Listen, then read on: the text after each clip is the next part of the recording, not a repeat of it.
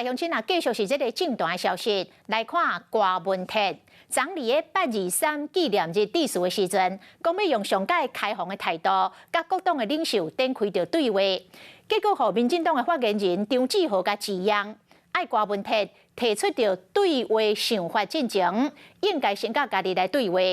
张志豪阁针对着郭文铁提出着3大敏感的话题，包括重新来启动着两化的服务，阁讲这个郭文铁对中国禁止台湾山野无态度。郭文铁甲呛转去，讲这个山野的问题，伊早就回应了，伊叫这个张志豪爱较认真咧。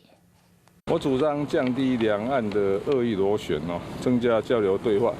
昨民众党主席郭文铁甲国政党发出影响贴，主动邀请大家坐落来讲。不过昨暝民进党发言人张志豪就挡袂牢，伫面册就针对郭文铁呛声。爱郭文铁声明家己，佮提出3大敏感的话题，包括中企服务，佮讲郭文铁对中国禁止台湾的山野无态度。民进党的总统候选人从来都不需要出来面对记者，他当发言人没有每天在监看我的电视吗？这不是很奇怪？请他认真一点。候选人美发言人郭文铁想要来一个政党的大对话，却和这个民进党洗面，不过国民党主席朱立伦态度就加强优先。很乐意跟柯文哲主席能够坐下来好好的。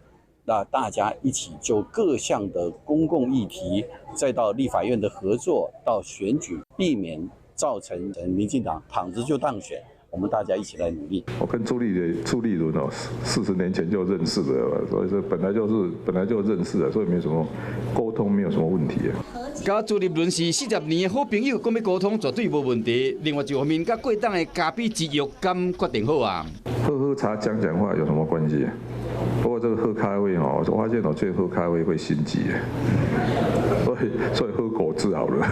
袂当啉咖啡，无换啉果汁，不管啉的是啥物，郭文铁即摆主动讲要沟通，那回应郭台铭，这个朱立伦嘛顺这个是接招，左右逢源，向拢无得信。